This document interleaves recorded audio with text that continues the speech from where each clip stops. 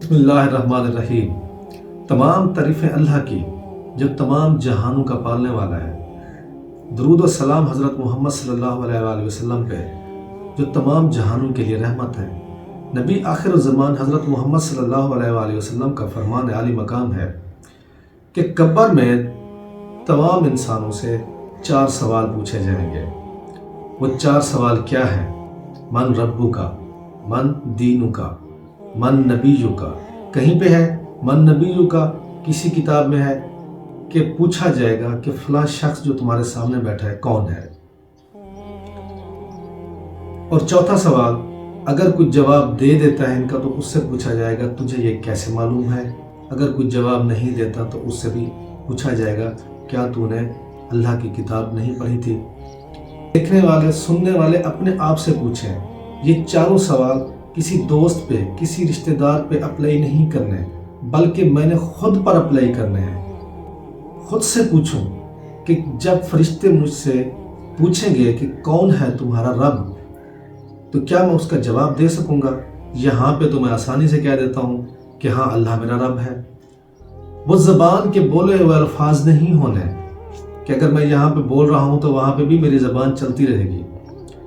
صرف اپنے آپ سے پوچھیں، غور کریں کہ ایسا کیا کروں میں کہ جب قبر میں مجھ سے پوچھا جائے گا کہ کون ہے تمہارا رب تو میں فوراً کہوں کہ اللہ میرا رب ہے۔ تھوڑا سا اپنا زاویہ چینج کریں سوچنے کا کہ اس وقت جو میری زندگی کے معاملات چل رہے ہیں وہ میں خود سے ٹھیک کرنے کی کوشش کر رہا ہوں یا اللہ کی طرف رجوع کر رہا ہوں۔ ٹو بی آنیسٹ میں آپ کو بتا رہا ہوں، اگر کوئی بھی شخص اپنی ذات کو ہی کرتا دھرتا سمجھ کر یہ سب کچھ ٹھیک کرنے کی کوشش کر رہا ہے، اللہ کی طرف رجوع نہیں کر رہا، اگر وہ یہ سمجھ رہا ہے کہ یہ میرے ہی اینڈ سے ہر شے ہونی ہے تو وہ قبر میں کبھی بھی نہیں بتا سکے گا کہ اللہ میرا پالنے والا ہے۔ یہ انتہائی سمپل بات ہے، لیکن غور کرنا ہے، اپنے اندر دیکھنا ہے کہ میں کس کا بندہ بنا ہوا ہوں، اپنے نفس کا یا اپنے اللہ کا یا شیطان کا۔ اور اس کو پیمانے کو پرکھنے کے لیے بھی کوئی مشکل نہیں ہے، بس اپنی زندگی کے خیالوں کو، اپنی زندگی کی ڈائریکشن کو ذرا غور سے دیکھنا ہے کہ میں کس پہ ڈیپینڈنٹ ہو رہا ہوں۔ اپنے دماغ کے کرشمے کو سب کو سمجھ رہا ہوں، اپنے حکمتوں کو سب کو سمجھ رہا ہوں، اپنی سکلز کو سب کو سمجھ رہا ہوں، اپنے کاروبار کو سب کو سمجھ رہا ہوں، کیونکہ ہم بول رہے ہوتے ہیں نا کہ اگر کاروبار میں فلاپ ہو گیا تو میں برباد ہو جاؤں گا، مطلب میری ڈیپینڈنسی میرا کاروبار ہے۔ تو سچ بتا رہا ہوں، جو شخص بھی خود پہ ڈیپینڈنٹ ہے یا کسی بھی دوسرے انسان پر، کسی بھی دوسرے سورس پر اگر ڈیپینڈنسی کر رہا ہے تو وہ قبر میں من ربو کا جواب نہیں دے سکے گا۔ اور دوسرا سوال من دینو کا۔ دین عربی زبان کا لفظ ہے جس کو ہم اپنی زبان میں نظام کہتے ہیں۔ آپ اس کو اس طرح سمجھیں کہ فرشتے پوچھیں گے کہ اے انسان تو نے کس نظام کے تحت زندگی گزاری ہے؟ اب یہ تو بہت آسان ہو گیا، اب میں نے سوچنا ہے کہ میں خود کس نظام کے تحت زندگی گزار رہا ہوں۔ مثال کے طور پر ایک شخص کا صبح سے لے کر شام تک اس کے خود کے اور اس کے گھر والوں کے جو معاملات ہیں اس بندے کی کمائی کے بیس پر چل رہے ہوتے ہیں۔ اگر اس کی کمائی سود پہ ہے تو وہ بندہ کبھی بھی جواب نہیں دے سکے گا کہ میرا دین اسلام ہے، کیونکہ اسلام میں سود کی کوئی ایگزسٹنس نہیں ہے۔ ایسے ہی رشوت والے پہ رکھ لو۔ سب سے بڑی بات، آج ہم ہر بندہ کہہ رہا ہے کہ جمہوریت جمہوریت جمہوریت، لیکن اسلامی نظام میں جمہوریت نہیں ہے۔ جمہوریت کی ہم ڈیفینیشن کیا کرتے ہیں کہ انسانوں کا نظام انسانوں کے لیے، لیکن اللہ کا نظام اسلام، اللہ کے نظام دین میں کیا ہے؟ اللہ کا نظام انسانوں کے لیے، اللہ کی حاکمیت انسانوں کے لیے، لیکن ہم کیا کہہ رہے ہیں؟ انسانوں کا نظام انسانوں کے لیے۔ اب اگر کوئی بھی اس جمہوریت کو ہی ایک پیور سسٹم سمجھ رہا ہے تو وہ یہ نہیں بول سکے گا کہ میں نے اسلامی نظام کے تحت زندگی گزاری ہے، کیونکہ میں تو یہاں پہ ڈیموکریسی کے سسٹم پہ گزار رہا ہوں، اس کو ہی سب کچھ سمجھ رہا ہوں، تو میں جواب نہیں دے سکوں گا۔ اسی طرح اپنی اپنی زندگیوں میں اپنے ہر طرح کا جو بھی کام کر رہے ہیں اس پر نظر رکھنی ہے، اس کو دیکھنا ہے کہ کیا یہ جو کام میں کر رہا ہوں اسلامی نظام کے مطابق کر رہا ہوں یا اپنے نفس کی اپنی مرضی کی خواہشات کے مطابق کر رہا ہوں۔ اگر میری مرضی چل رہی ہے اس کا مطلب میں اسلام کو ایز اے دین میں نے قبول نہیں کیا ہوا، اللہ کو اپنا رب نہیں مان رہا۔ تیسرا سوال پوچھا جائے گا تمہارا نبی کون ہے، یا پوچھا جائے گا یہ سامنے والی شخصیت کون ہے۔ اب اگر میں سیرت النبی حضرت محمد صلی اللہ علیہ وآلہ وسلم کو فالو نہیں کر رہا تو میں وہ جواب نہیں دے سکوں گا۔ کیسے؟ حسن اخلاق کے حوالے سے، برے کاموں سے بچنے کے حوالے سے، اچھے کاموں کے کرنے کے حوالے سے، اور سب سے جو بڑی سیرت نبی حضرت محمد صلی اللہ علیہ وسلم ہے وہ آپ صلی اللہ علیہ وسلم نے کبھی بھی کسی بھی معاملے میں اپنی طرف کریڈٹ نہیں لیا تھا۔ جتنی بھی بڑی فتح ہوئی، جتنا بھی بڑا کام ہوا، حضرت محمد صلی اللہ علیہ وسلم کی حیات مبارکہ میں اللہ پاک کے رسول حضرت محمد صلی اللہ علیہ وسلم فرماتے یہ اللہ کی طرف سے ہے۔ انہوں نے کبھی بھی کوئی بھی چیز، کوئی بھی تعریف اپنی طرف منسوب نہیں کی، یہ نہیں فرمایا کہ یہ میری وجہ سے ہوا ہے۔ ایک واقعہ بھی ہے، ایک بدو آیا، اس نے کہا اے نبی جیسے آپ چاہیں جیسے اللہ چاہے۔ آپ صلی اللہ علیہ وسلم نے فرمایا کیا تو نے مجھے اللہ کا شریک کر دیا؟ مطلب یہ سیرت النبی حضرت محمد صلی اللہ علیہ وسلم سراپا حسن ہے، سراپا اخلاق ہے، لیکن جو سب سے زیادہ ہے وہ یہ ہے کہ حضرت محمد صلی اللہ علیہ وسلم نے اپنی حیات مبارکہ میں سب کچھ اللہ کو ہی مانا، اللہ کو ہی رب مانا، سارا کریڈٹ اللہ کو ہی دیا، اپنی تعریف نہیں کروائی۔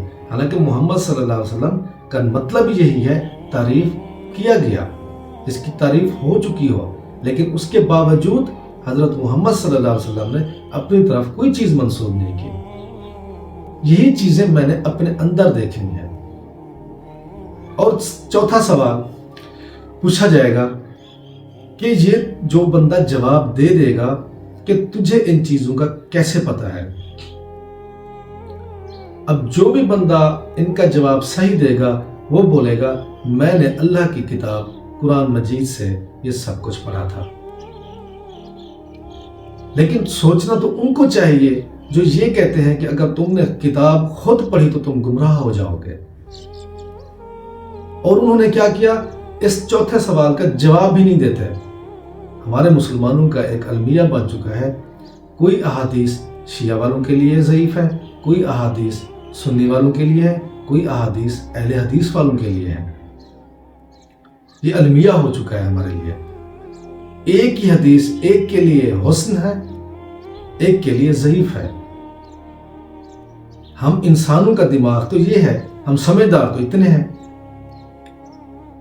اور کچھ انسان یہ دعویٰ کر بیٹھے ہیں کہ خود قرآن ترجمے کے ساتھ پڑھ لیا تو تم گمراہ ہو جاؤ گے۔ کیسے گمراہ ہو جائیں گے؟ قبر میں میرے نبی مجھے فرما کر جا رہے ہیں، قبر میں جو بندہ جواب دے گا وہ اس قرآن کی بیس پر ہی دے گا، وہ اس بیس پر نہیں دے گا کہ مجھے فلاں شخص نے بتایا تھا۔ اور جو جواب نہیں دے سکے گا وہ کیا کہے گا فرشتوں کو کہ میں نے لوگوں کی تقلید کی اور جواب نہیں دے سکا، میں نے قرآن مجید کو نہیں پڑھا، میں نے قرآن مجید پر غور نہیں کیا۔ یہ سمپل سے کوسچن ہے، لیکن ان کے پیچھے ہمارے کانشیس یا سب کانشیس کا بہت زیادہ رول ہے۔ یہ صرف زبانی الفاظوں سے نہیں ہونا، اپنی ہی زندگیوں میں نے اپنی لائف میں اپنے اندر غور کرنا ہے کہ کیا میں جواب دے سکوں گا، کیونکہ میری قبر میں تو اکیلا میں نہیں ہونا ہے، میرے ساتھ کسی مفتی نے، کسی عالم نے، کسی دوسرے شخص نے، کوئی ایسا شخص نہیں ہوگا۔ خود ہی کرنا ہے، خود ہی اللہ سے ہدایت مانگنی ہے۔ اللہ پاک قرآن مجید میں فرما بھی رہا ہے کہ اس کتاب میں کوئی شک نہیں، پرہیزگاروں کے لیے ہدایت ہے۔ صرف ایک شرط رکھ دی، پرہیزگار۔ تم رک جاؤ، परहेजगारी अख्तियार कर लो, तुम्हारे लिए ये हिदायत बन जाएगी। और ये भी अल्लाह ताला ने अपने पास ही रखी है कि हिदायत भी मैं खुद ही दूंगा। हम तो इतने समझदार अगर हम इतने समझदार हैं, मुसलमानों में इतनी तफरीक क्यों हो चुकी है? हमारा तो इंटेलेक्ट इतना ही है कि हमने तो तफरीक ही कर दी। और ये भी बंदा जवाब नहीं दे सकेगा जो यहाँ पे तफरीक का हिस्सा बना हुआ है, जिसने तफरका किया हुआ है। अल्लाह पाक ने भी फरमा दिया कि अल्लाह की रस्सी को मजबूती से थामे रखो और तफरके में मत पड़ो। एक और जगह फरमाया तफरके वालों से अल्लाह के नबी को अल्लाह पाक ने फरमाया तुम्हारा इनसे कोई वास्ता नहीं है।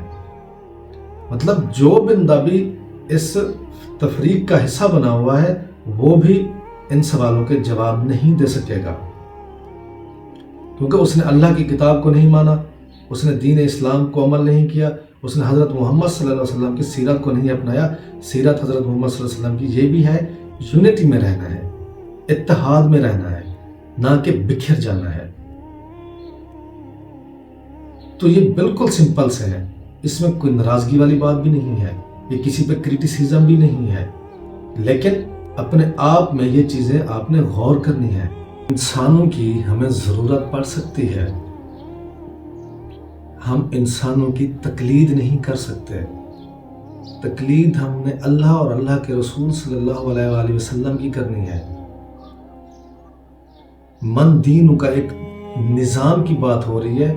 अब हमारी बदकिस्मती कि इस वक्त निज़ाम इस्लामी निज़ाम के लिए कोई भी सेक्ट काम नहीं कर रहा। इस वक्त जितनी भी शिद्दत है, जो कुछ भी हो रहा है, बहस मुबहसे हो रहे हैं, मनाजरे हो रहे हैं, सिर्फ किस लिए?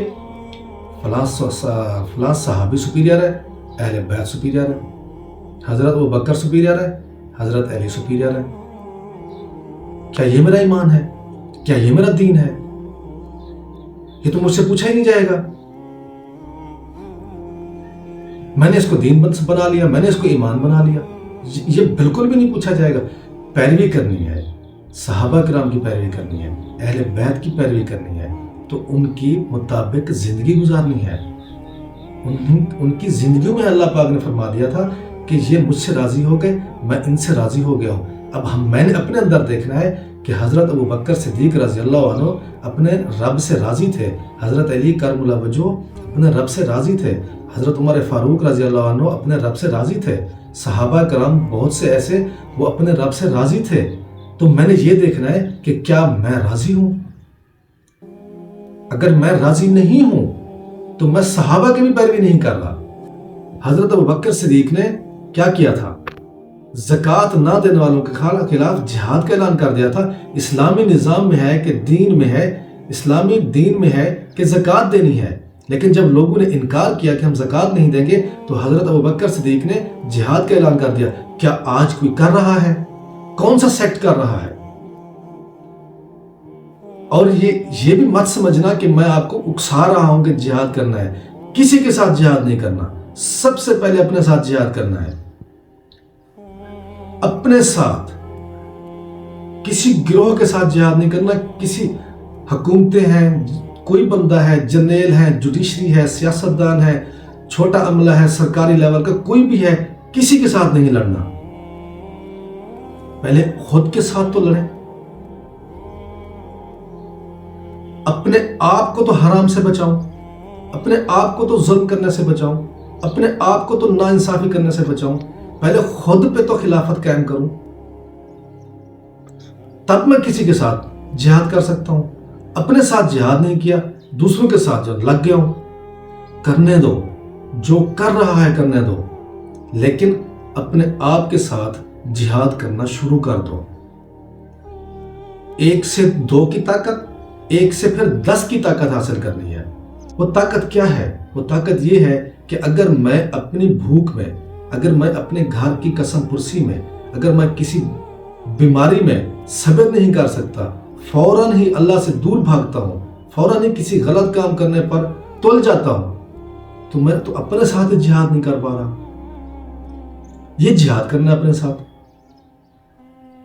क्योंकि जब भी कोई नया बंदा मुसलमान होता था, हज़रत मोहम्मद सल्लल्लाहु अलैहि वसल्लम से ये फरमाते थे अक्सर को कि गुर्बत भी आएगी, बेबसी भी होगी, लाचारी भी आएगी, लेकिन सब्र करना है और अल्लाह से दुआ मांगनी है। अल्लाहुम्मा मगफिरली वरहमनी वहदिनी वरजुकनी। पता ही नहीं है, दावे करना शुरू कर देते हैं कि उठो, डंडे उठाओ, सोटे उठाओ, लड़ो अपने हक के लिए। किसके लिए? जमहूरियत के लिए लड़ेंगे, क्योंकि दीन इस्लाम में जमहूरियत तो नहीं है, तो मैं जमहूरियत के लिए लड़ूं। अल्लाह के निजाम के लिए तो फिर भी नहीं लड़ रहा मैं। इसीलिए आज हम कमजोर हैं। यहीं से हमें सोचना है कि हम कमजोर क्यों हैं, क्यों मजबूती नहीं आ रही हमारे लिए, क्योंकि हमने मुद्दा ही गलत पकड़ा हुआ है। डेमोक्रेसी वो हमारे अल्लाह की तरफ से हमारे नबी सल्लल्लाहु अलैहि वसल्लम ने हमें वो निजाम नहीं दिया, बल्कि वो किसी दूसरे का दिया हुआ निजाम है। यूएसए कह लो, कोई भी कंट्री जिसकी भी ये सिस्टम चल रहा है, पाक मुसलमानों का तो कम से कम इस्लाम का ये दीन, इस्लाम का ये निजाम में तो जमहूरियत नहीं है। इस्लाम के निजाम में है अल्लाह का दीन, अल्लाह की हकमियत इंसानों के लिए। लेकिन डेमोक्रेसी की अब सब तारीफ जानते हैं कि इंसानों का कानून इंसानों के लिए। तो इसका मतलब ये निजाम अल्लाह का नहीं है।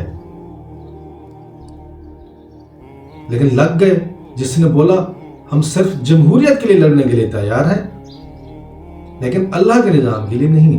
अल्लाह के निजाम के लिए दोबारा बता रहा हूं, अपने साथ लड़ना है। वो कितने साल का साइकिल है, साल, 2 साल, 5 साल, 10 साल, कितने साल का है, अल्लाह ही जानता है। खुद के साथ तो लड़ो। ये बेसिकली कब्र में पूछे जाने वाले सवालों का कंटेक्स्ट है। आया कि अगर मैं इस तर्ज की जिंदगी को कोशिश कर रहा हूं, सोच रहा हूं, अपने आप पर ही ये कर रहा हूं, तब ही पॉसिबल है। अदरवाइज इसमें कोई तनकीद या गुस्से या नाराजगी वाली बात भी नहीं है। हम कब्र में सवालों के जवाब नहीं दे सकेंगे जिस तरह के आज के हालात चल रहे हैं, और हम इसके सपोर्टिव अगर बने हुए हैं तो अल्लाह पाक हम सबको इस पर गौर करने की तौफीक अता फरमाए और उस पर हमें सच्चे दिल से अमल करने की तौफीक अता फरमाए। अस्सलामु अलैकुम व रहमतुल्लाहि व बरकातुहू।